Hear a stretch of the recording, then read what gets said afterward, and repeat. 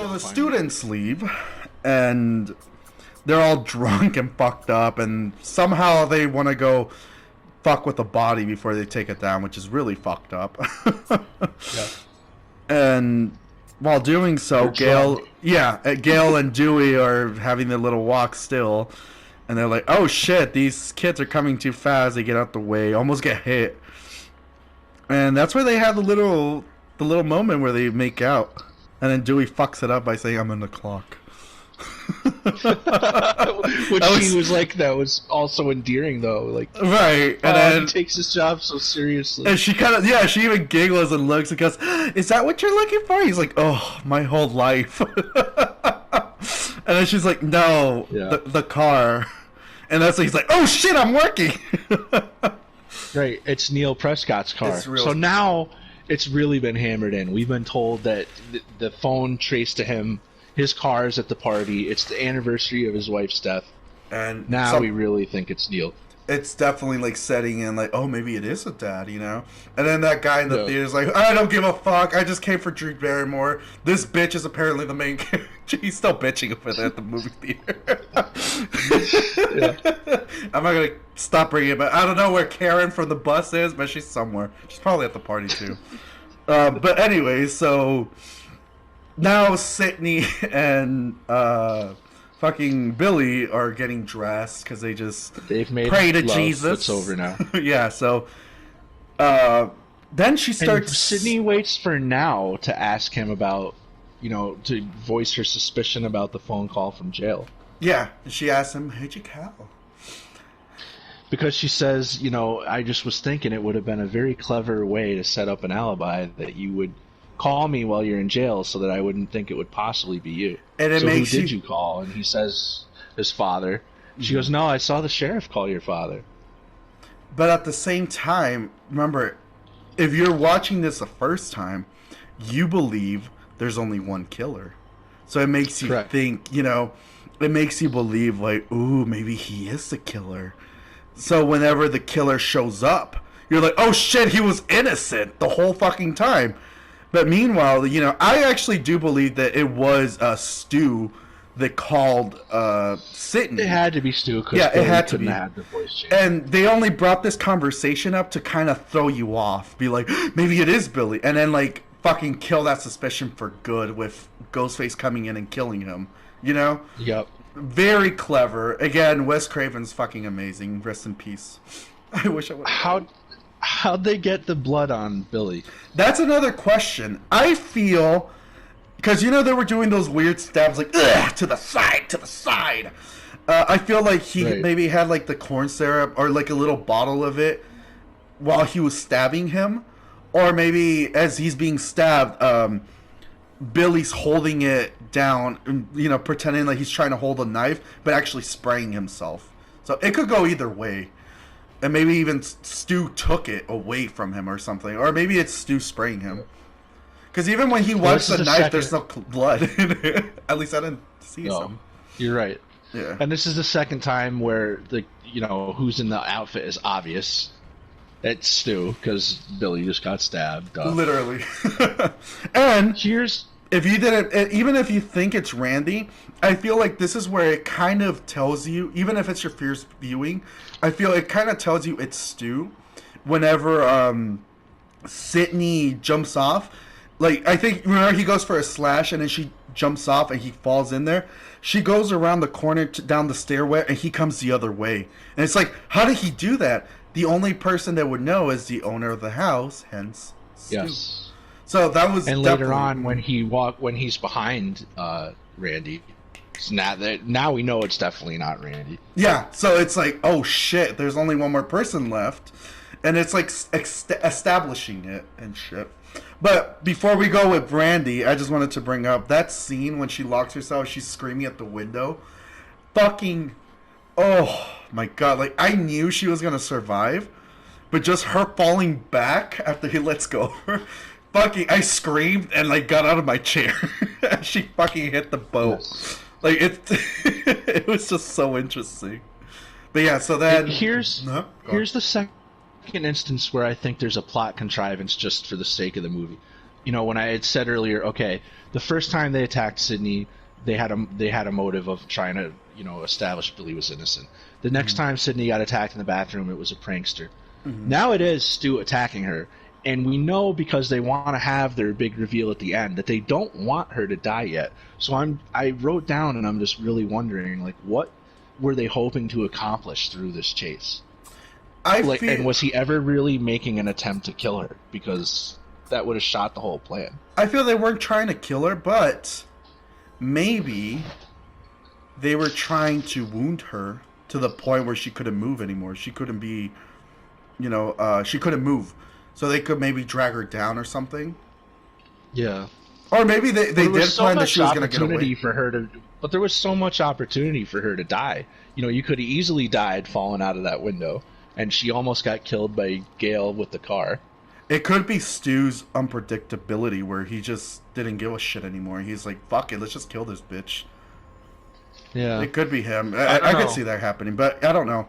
I more or less think the real answer is just that the movie needed a chase scene. Yeah, definitely. But I'm just trying to think of like what there could be a logical reason for it, and I can't really come up with one. But maybe what you're saying. Yeah, Stu's done with it. Yeah, I really do feel, or maybe the plan was to have her believe that, and then just actually get away with it or something. Maybe they did plan to kill her, but she actually just kept outsmarting Stu. They were like, "Fuck it, let's just reveal it's us." It could be that too, Yeah. Maybe they didn't even want her to find out, and they just wanted the dad to know and shit, and just kill her off, and then just be like, "Fuck it, fuck this bitch." Or maybe the plan was to, fake Billy's death, then Stu kills Sidney, and as she's dying, Billy gets up and goes, "That's right, bitch." It could be anything. Yeah. So that's some good points. Yeah, it's definitely Stu throughout this whole chase. Oh yeah, definitely. We don't need to wonder about that because Billy's still in the bedroom. Billy's still up there feeling sorry for himself, even though nothing happened. So then, poor Randy is watching Halloween all by himself, and I love this scene because it's so not only meta, but it breaks the fourth wall. Because he starts talking to Jamie Lee Curtis, saying, "Jamie, behind you, he's behind you." Meanwhile, Randy's actor's name, his actor's real name is Jamie Kennedy. So as he's talking to Jamie Lee Curtis, he's actually talking to himself, Jamie Kennedy. "Jamie, turn around, behind you," as the killer creaks up behind him. And then we get the double, reaction to look behind you when Kenny's watching it on the 30-second delay. Yeah. So Sidney's running, screaming, and then I guess it kind of spooks Ghostface. Goes, "Fuck, this bitch is still out there. I forgot." So he's like, "I'll come back for you," because he's distracted by the fucking movie. Sidney reaches Kenny, who decides to help her. Oh, he's asleep, isn't he, with the Cheetos in his mouth? He was falling asleep. Yeah, he was falling asleep, and then she wakes him up. They see Randy, and they're like, "Behind you, kid! Oh my god, no! Watch out!" And then he goes to try and help, but then sees the door open and goes, "Oh shit, there's a 30-second delay." Looks at the camera, sees that Ghostface is stepping out, turns around, and gets his throat slit. So, Fat Kenny dies. Rip. Yeah, can't eat any more Cheetos. Any more Cheetos. Yeah, so then I love this scene where he just turns around and tells her, like, "Hey, there's a back way out. You got this," and then dies. Yeah, and I hadn't really noticed that I had never noticed that till this watch through. Oh shit, really? To tell her how to leave the van. I always thought it was him telling her, like, "Close the door," while pointing inside. But yeah, it is him going, like, "There's an exit over there." And this is where it's kind of established, where it kind of shows that maybe Sidney could die. As she's closing the door, Ghostface stabs her. Like, actually stabs her. Yeah. And it's like, oh shit, because usually the main character... Which goes back to that thing, too. Like, he must have actually been trying to kill her here. Yeah. Because how could, there's just too much risk that would actually kill her. Yeah. So then she gets out through the back, and then... I'm sorry, this scene always pissed me off, because it's like, it's going to lead to the back. Why are you going through it, too? Ghostface. Because Stu's kind of stupid. Yeah, exactly. So it's like, god damn it. Had a stupidity look. Right. So then Sidney's is kind of leaving the property, kind of, not really, just going into the field. And then Dumb and Dumber, Dewey and Gale are coming in. Oh my god, what's going on? We gotta warn them about the car. Meanwhile, people are getting killed. Dewey goes back inside, and Gale decides to go tell Kenny. And it's funny because as Dewey's like searching and going from one corner to the other, the music from Halloween is kind of going with him. Like, he turns. And I love that. And he goes out only for Jamie Lee Curtis to fall, and then he's like freaked out. That's the last we see of him for now. Gale goes to the truck to scream at Kenny for some reason, only to find blood, and she's freaking out and gets in the car about to take off. Or she's gonna call someone, right? Like 911. And Randy comes around. And she beats the shit out of him. Even after realizing it was Randy, she kept going. Which I was like, damn. She has no reason to not know that it wasn't Randy. Yeah, that is very true. I always thought it was just a bitch move because she was a bitch, but I could see that. Yeah, definitely. And then she finds out Kenny's dead and only mourns him for like negative 1 second. Because, oh my god, Kenny, I'm sorry, but I get off my fucking... I was like, oh my god, do you have no morals, bitch? Like this... His body flies through the fence. And it's like, oh, this bitch is smart. She's actually leaving only for Sydney to jump out, and Gale crashes. And I even called this out as Sydney's like, ah, you know, kind of like jumping, or kind of like, what's that called? Flinching. As she flinches from the truck. If Gale would have kept going, she could have hit Sydney. It was Gale turning that saved her. And when you first watched this, did you think that this killed Gale? This crash? I felt that... I didn't know the first time I watched it. I was just like, oh shit. And I felt like maybe she was going to come out later. Just because, you know, at the end of... in Scary Movie, like, the reporter, nothing really happens to her. She was kind of like... also, not only a parody of Gale Weathers, but also a parody of the Blair Witch Project. So I was like, she could die, and then everything else is a Blair Witch, but I don't know. Something was telling me that Gale Weathers wasn't dead. I don't know what it was, but I just felt like she was probably going to pop out. Maybe, like, at the end. Yeah. Yep. And then we see that Dewey is emerging from the house. He's been stabbed off screen. Yeah, it's funny because he comes out, you're like, oh, you know, like, he's acting funny going, Sydney? You know, his voice breaking, you're like, oh, it's just Dewey. I didn't even realize he was, like, scared or anything. I was just like, it's just normal Dewey. This is going to start the trend of him taking a mortal wound and not dying. Right, he turns around, knife, I'm like, oh, shit! Maybe he's not the killer. So at this point, I'm just like, what the fuck is going on? I'm thinking it's Randy and maybe even Stu. And then, well, you think off screen now, Stu must have attacked Randy. Yeah. Because as Randy and Stu are running towards the door, Randy is very insistent that Stu is the killer. Mm-hmm. So, but before we get to that, she just goes to the car, locks it up. I like how he fucking fucks at her with the window. And then starts fucking with her by unlocking one door and the other while actually opening the back door. Stu's a jokester, so that fits. Yeah, definitely. So then he attacks her, but she ends up getting away again.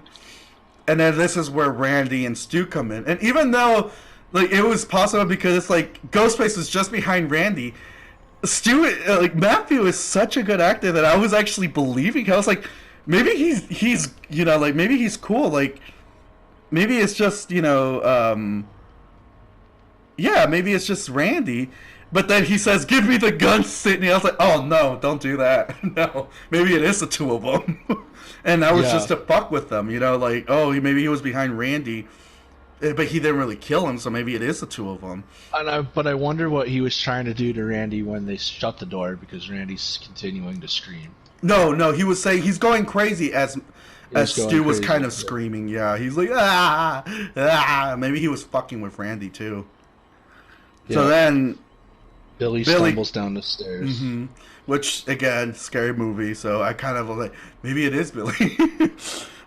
Gets the gun, and then I'm even thinking like, even though I saw Scary Movie, I'm like, maybe it won't happen, and then when Randy comes in, I'm like, okay, it's gonna happen. He's gone mad. We all go a little mad sometimes, which they even say. And Randy has the moment of recognition where he says, "Oh fuck." Like, I was right. I would have said that before you shoot me. I knew I was right. Yeah. Took a shot in the shoulder. Here, I'll do the little clap. That's the shot. Before you kill me, I was right! Just like throw it out in there, like, told you so, bitch.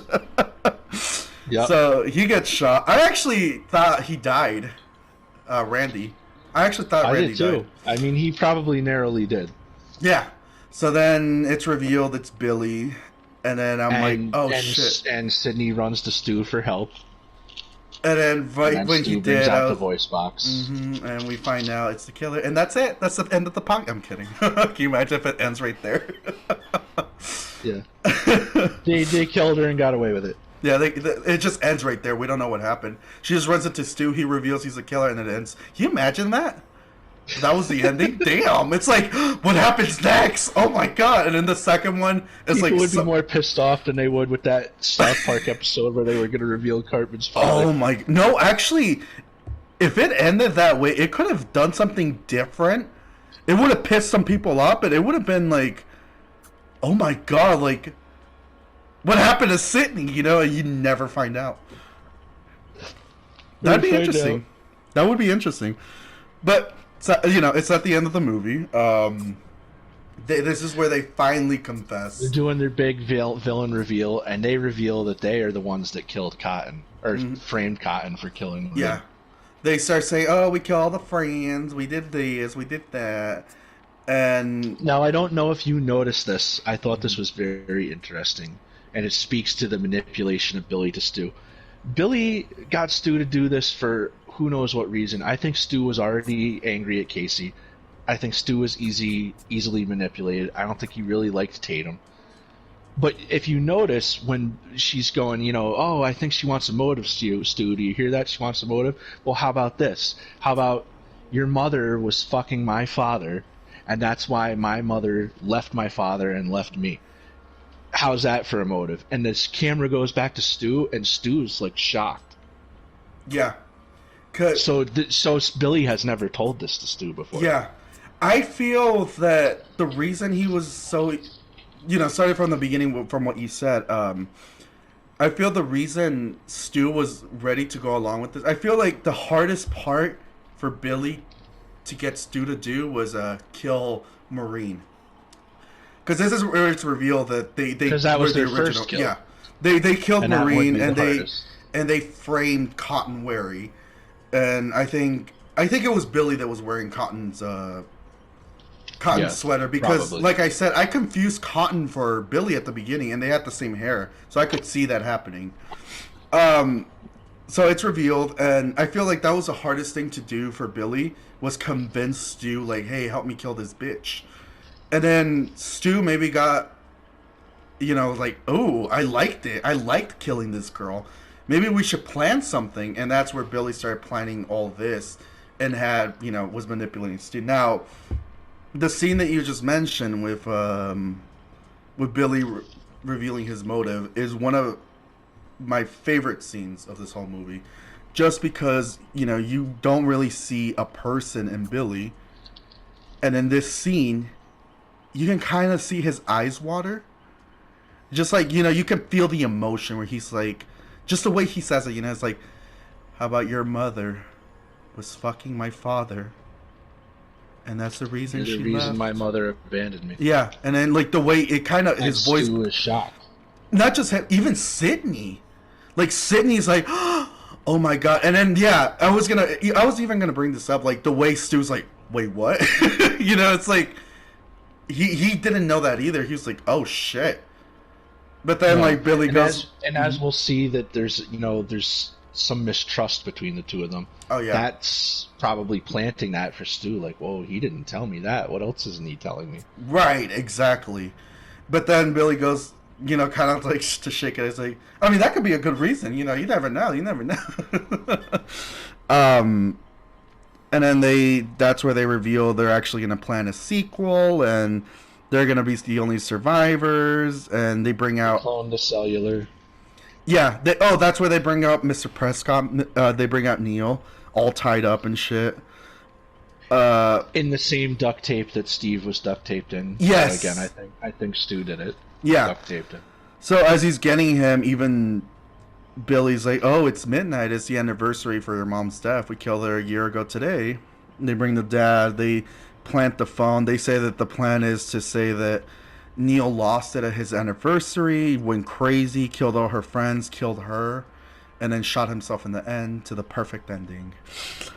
Here's another question I'm going to throw at you. Yeah, go for it. Okay, so before they kill either one of them, they do their big dramatic thing where they're going to stab each other to have, deniability. Oh, the killer attacked us, so we're not the killer.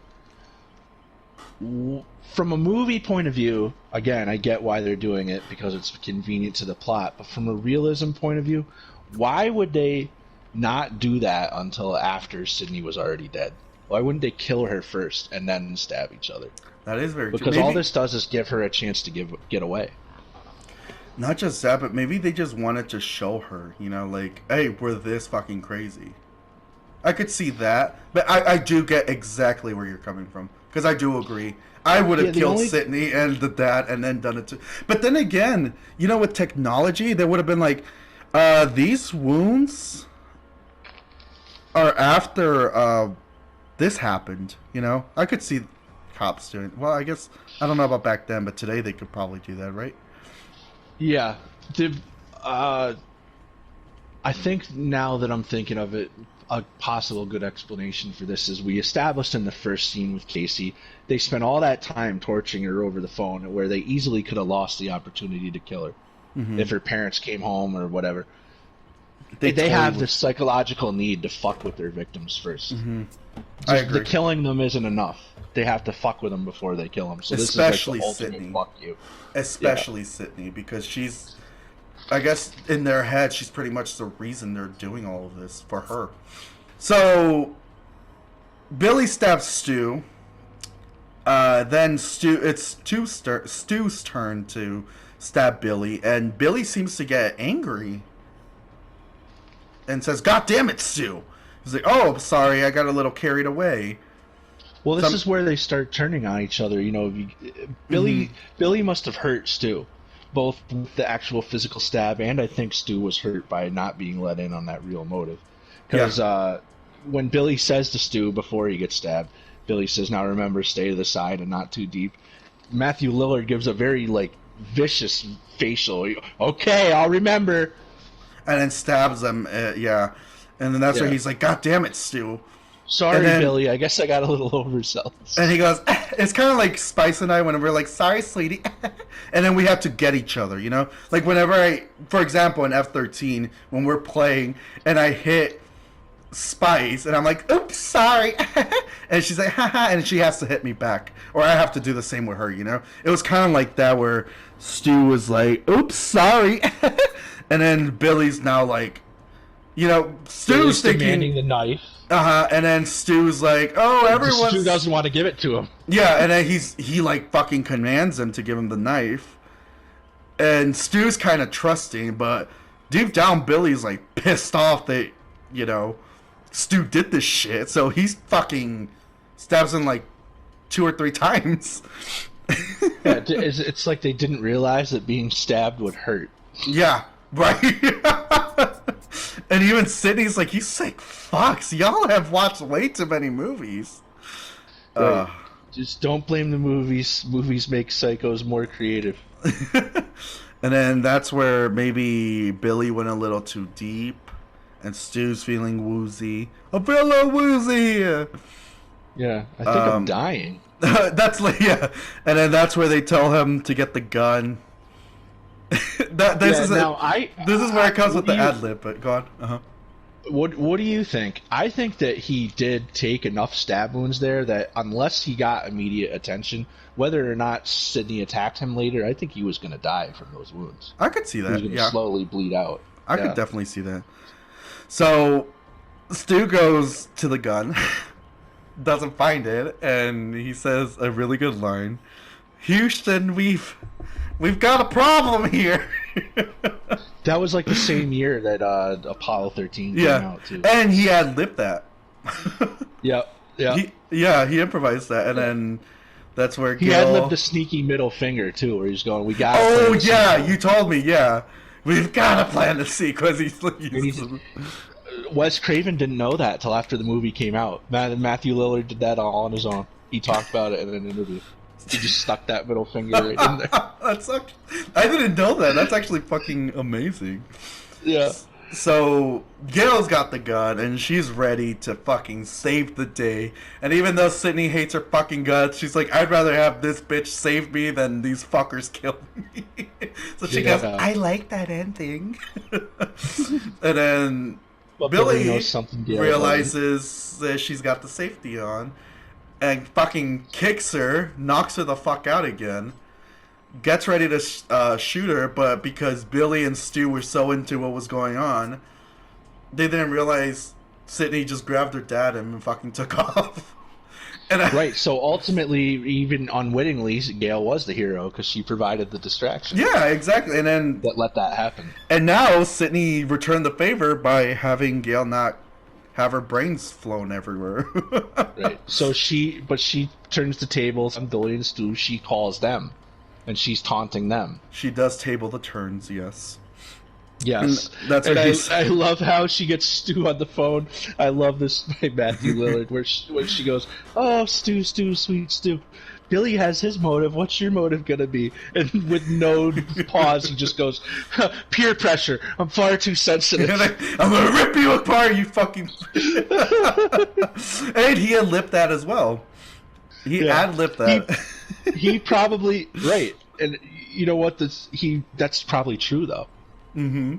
Like that doesn't excuse any of it, but Billy peer pressured him. I think Billy was the one who had the idea for all these movies. Yeah, definitely. And I feel like Matthew Lillard definitely paid attention to that and was like, probably behind the scenes was creating a backstory to his character Stu. I feel like he would do that. He would definitely the whole time he's like, this is why Stu's doing this. This is what blah blah blah. So he had it all figured out in his head. So when it came to ad-libbing, it just came naturally because he was that character in that moment. Normally, in a very serious moment like this, where we're supposed to be feeling high drama and fear, it would annoy the shit out of me for a character to play it comedically. But because it's him and he does it so well, I fucking love it. I love it when she's like, he goes, "Did you really call the cops?" And she goes, "You bet your ass I did." My parents are gonna my mom and dad are gonna be so mad at me. Another scene killer. That was another ad-lib scene, and that is my favorite. I remember the first time I showed that movie to Eddie, which was years. This was like when we were in high school, because Eddie does not like horror at all, and I forced him into it. But I remember in high school, I forced him to watch it, and that scene got him to crack the fuck up. Like he was in tears. That scene, and whenever Skeet throws a phone at him. He goes, "You hit me with the phone, that actually was not supposed to happen. That was an ad-lib too, yeah. It wasn't really ad-lib, and apparently it slipped out of his hand because he had blood on his hand, so it slipped and it hit him, and then that was Matthew's reaction. And they decided to keep it in. I think they just filmed Skeet, like, just throwing the phone. Or maybe he did throw the phone, that was ad-lib. But I remember reading that it slipped from his hand because of the blood. I do remember hearing about that. So, they're pissed off. If it were any other actor in any other movie, that would really bother me. But because it's him, I loved it. It's just like, the comedic stuff it has a time and place, and it has to be done perfectly. It has to be done well. He does it perfectly. And he does it well. There are some other movies where there have been some comedic scenes. I'm like, oh, it doesn't fit that. I know you disagree with a lot of the horror comedies that I've watched. that you don't like, and I actually do like. I do enjoy those, but I can see where you're coming from, you know? So, yeah. But this is like the exception that proves the rule. Yeah, exactly. Then another thing, there's just so many little cool things there that Wes Craven does. They have the Halloween movie is still playing in the background. Yeah. And it's while Billy gets distracted while he's searching for Sidney by the screams coming from the TV, and we see that it's the scene where Laurie's hiding in the closet and Michael's as he's looking through the closet, yeah. And right then, Sidney busts out of the closet. Now, before we continue, I just want to bring this up because it really bothered me. You know how where they were watching the movie, right? Like, you have the stairwell to the left, and then the hallway in the middle, and then to the right is the kitchen, I guess. Yes. If you go down that hallway to the right, that's where the TV is, right? Did you notice how when Billy's I thought the TV was in the... No, but I thought the TV was in the left. If you were coming up from the front door, that right when you turn left, that's where the living room is. No, it's going down the hallway to the right. Really? Because I'm pretty sure when Gail and them come in the house the first time, they go to the left. No, because Dewey goes... Remember when he goes inside, and I'm telling you, like, he's looking through corners, and he points the gun and everything, and the Halloween music's going with Laurie, and as he turns to the right, that's where the TV was at. I'll have to take your word for it. Yeah. I thought I had a whole other layout in my mind. I know, and I never noticed that until, like, a few years ago, a while back, and I remember when Billy's looking through the closet, he looks to the left. I was like, wait, that's the stairwell. That's where they lead to the stairs. So where the fuck, how was he looking at the TV if he was looking to the left when it was to the right behind him? So that always confused me. But then Sidney comes out in the ghost face outfit and stabs him. This is another scene where Skeet actually had a pad underneath his shirt. And the person was supposed to stab him twice in the pad. So he stabs him the first time. And then the second time, when he gets stabbed, he screams. Apparently, that was an actual scream because he got stabbed above the pad. So it actually stabbed him in his own flesh. So that was a genuine scream. Yeah. So they kept that in. Sidney takes off the outfit. Because she's like, okay, this is stupid. I don't know why I did this. I still don't get why she... Well, I guess to hide in the darkness, but the mask, come on. And when Stu's chasing her, he reveals he always had a crush on her. Oh, yeah, I always had a thing for you, Sid. That was also ad-libbed. Fuck you, Matthew Lillard. Yeah, he makes this whole movie. But I do like the little fight scene they have and how, you know, they have that little scene. And then... even Nev Campbell ad-libbed In Your Dreams and then drops the TV on him.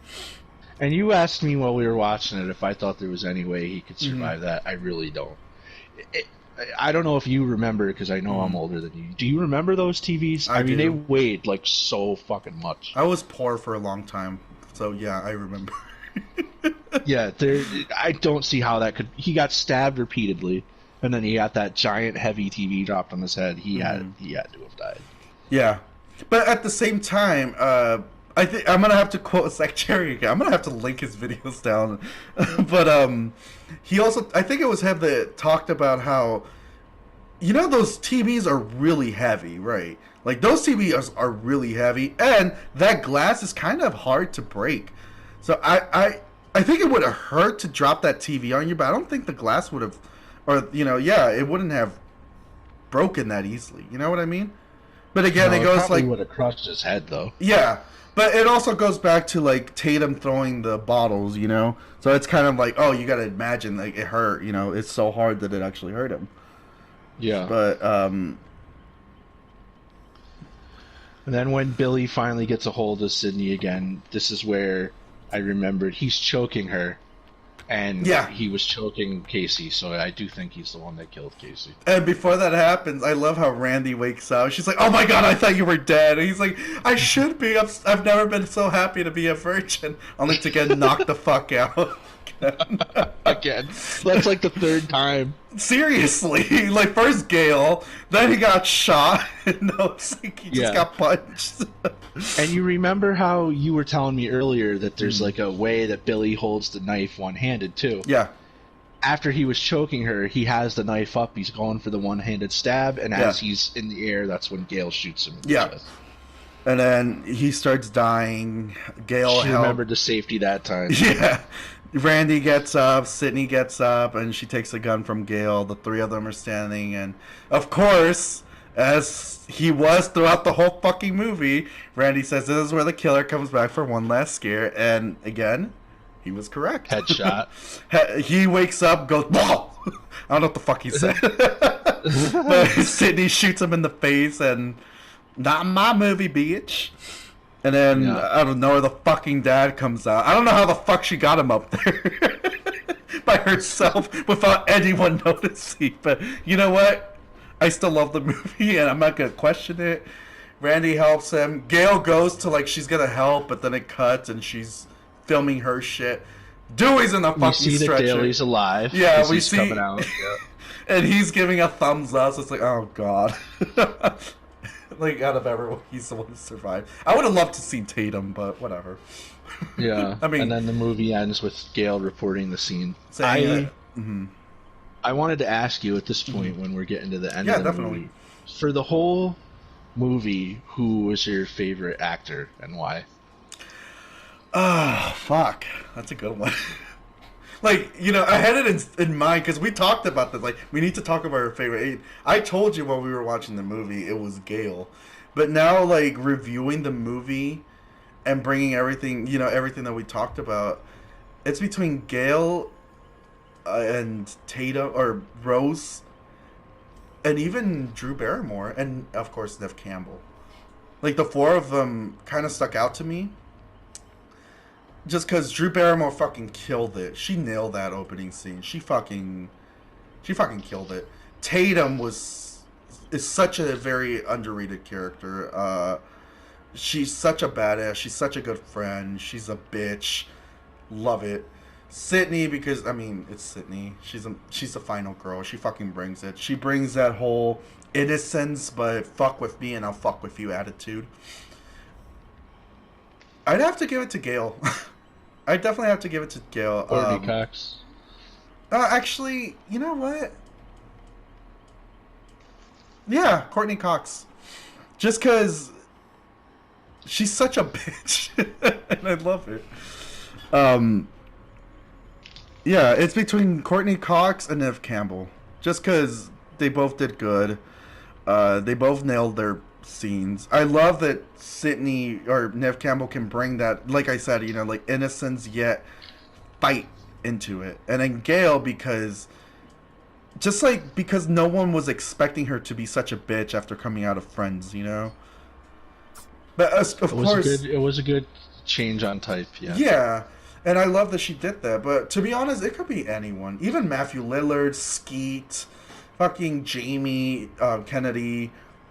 They all did a good job, but I love Matthew Lillard in this movie. Mm-hmm. I feel like the rest of the movies are not as good because the villains are weaker, because Matthew Lillard did such a good job. And Skeet, don't forget, Skeet fucking killed it. He just gave that attitude to that character as well. I think the duo of them, but yeah, definitely Matthew Lillard just fucking killed it. He was a great he is a great actor. He fucking nailed it, and yeah. How about, so you would go with Matthew Lillard then? I'd go with Matthew Lillard. I think he did a great job of playing menacing, but also goofy, funny. He had the best lines in the movie. You know what? I really think, in hindsight, I really think the sequel suffered from not having a cool character as Stu. Right. No, I get you. You know what? I'm gonna switch mine to Tatum. I liked her. Yeah, Rose McGowan. What? Yeah, do you have a favorite scene? My favorite scene.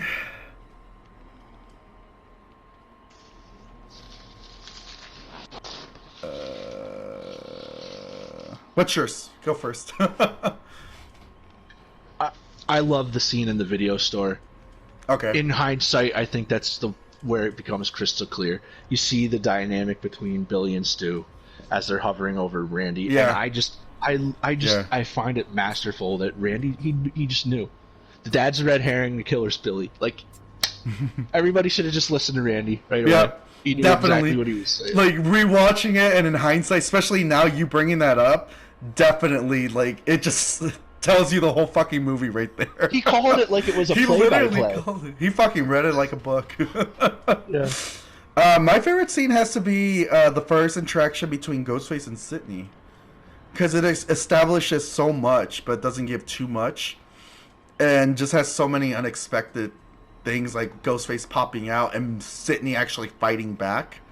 And it has a chase scene. And you know, one of my favorite things in a horror movie is the chase scene. I've always loved the chase scenes. Very good. So out of like a 5 stars, what would you rate this movie? Oh my god. Well, if it was a 100, I'd probably give it a 90. So that would probably be 4.5. 4.5 out of 5 stars. I was thinking the same thing. 4.5. There's just there's a couple of little things that bother me, which is the things we talk about why wouldn't they kill Sidney first? Why is the ghost in the freezer reflection? But it's mostly a great movie. It's only in hindsight too that it seems kind of pandering, because all the scary movies came after that, because so many movies after that came out where they had that self-referential theme. Yeah. But at the time that came out, and if you think of it in that mindset, it was so original and different. Definitely. Than everything. And the slasher movies had been like dead since the 80s. Yeah. The last couple of 80s slasher movies died at the box office. And this like brought it back. Like Urban Legends, I remember those. They're pretty good. They just didn't live up to like the way Scream did. And Scream, when it first came out, it actually flopped. It wasn't doing good. Like, not a lot of people were watching it. It was like word of mouth that kind of made it grow. So I think it was like the second or third week where they finally started seeing results, and they're like, "Oh shit, it's actually working." Yeah. So I think its place in the horror pantheon is pretty legendary. It's a fantastic movie. Definitely, it's one of my favorites. It holds a very special place in my heart. I love all horror, but like Scream just kind of. I think a lot of people have watched Scream, like. Even people who aren't into horror, they've probably watched it. And it's the most recent. And I can't wait to talk about the sequels. I can't wait for the 5th one. Definitely. Such a great movie.